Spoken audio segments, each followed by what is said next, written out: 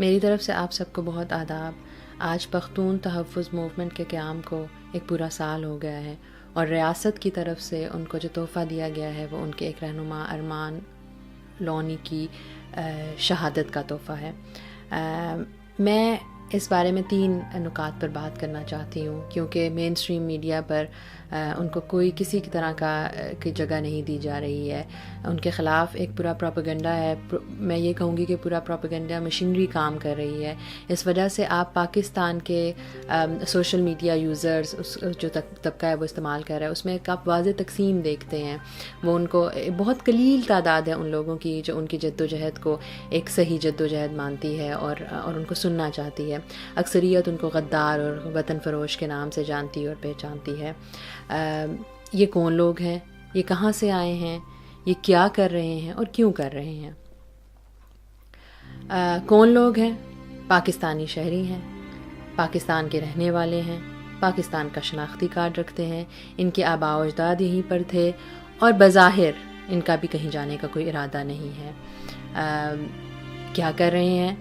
انسانوں سے انسانوں کی طرح جینے کا حق مانگ رہے ہیں۔ بہت بنیادی نکات پہ بات کر رہے ہیں، بہت بنیادی چیزیں ہیں جن پر بات کر رہے ہیں، اور جو کسی بھی ملک میں رہنے والے شہری کا حق ہوتا ہے۔ اگر ریاست ماں کی طرح ہوتی ہے تو ماں سے اپنا جینے کا حق مانگنا کوئی جرم نہیں ہوتا۔ وہ یہ کہہ رہے ہیں کہ ہمارے علاقے میں ہمارے جو قبائلی علاقے ہیں ان میں جو بارودی سرنگیں ہیں ان کو صاف کر دیا جائے، جو ہمارے گھروں سے ہمارے نوجوان بچوں کو اٹھا لیا جاتا ہے، کوئی ثبوت کسی طریقے کے بغیر ان کو اٹھا لیا جاتا ہے، مہینوں تک وہ غائب رہتے ہیں، اور جب وہ واپس آتے ہیں، ان کے جسم واپس آتے ہیں تو وہ عام طور پر لاشیں ہوتی ہیں۔ چادر اور 4 دیواری کے معاملات کو بہت بری طرح سے کچلا جا رہا ہے۔ کیوں کر رہے ہیں؟ یہ بہت اہم سوال ہے، اور میں چاہوں گی کہ اس کو ریفریز اس طرح سے کیا جائے کہ کیوں نہ کیا جائے ایسا؟ کیا اپنی زمین پہ رہتے ہوئے اپنے جینے کا حق مانگنا جرم ہے؟ کیا یہ اتنا بڑا جرم ہے کہ اس کی وجہ سے آپ کو وطن فروش، غدار اور غیر ملکی ایجنٹ کے ناموں سے پکارا جائے؟ مجھے اس بات کی خوشی ہے کہ ابھی بھی کچھ زندہ لوگ ہیں اس ملک میں، کچھ زندہ روحیں ہیں اس ملک میں جو صرف اپنے لیے نہیں جی رہی ہیں، جو دوسروں کے لیے جی رہی ہیں، جو دوسروں کا حق مانگ رہی ہیں۔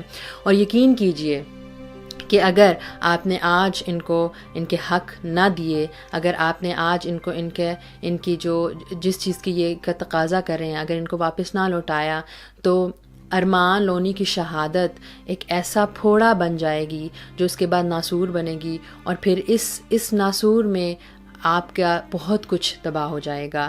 خدارہ پاکستان کی ریاست، جو وزیر اعظم ہے، حالانکہ ان سے یہ اپیل کرنا کوئی اتنا ایک طاقتور اپیل نہیں بنے گی کیونکہ ان کے اختیار میں تو خود کچھ نہیں ہے، لیکن جو لوگ بھی ان معاملات کو کنٹرول کر رہے ہیں، یہ آپ کے اپنے لوگ ہیں، یہ آپ کے اپنے بچے ہیں، اور یہ آپ ہی کا کہنا ہے کہ آپ کے اپنے بچوں کی طرح ہیں۔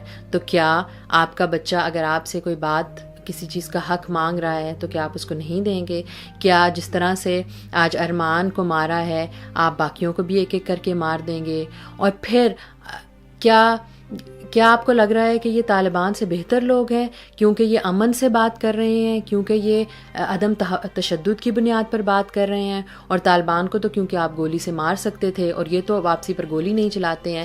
تو خدارہ بچیے اس چیز سے اور اس مسئلے کا مل بیٹھ کر حل نکالیے۔ یہ زندہ لوگ ہیں، اور آپ کی خوش قسمتی ہے کہ آپ کی قوم میں ایسے زندہ لوگ موجود ہیں۔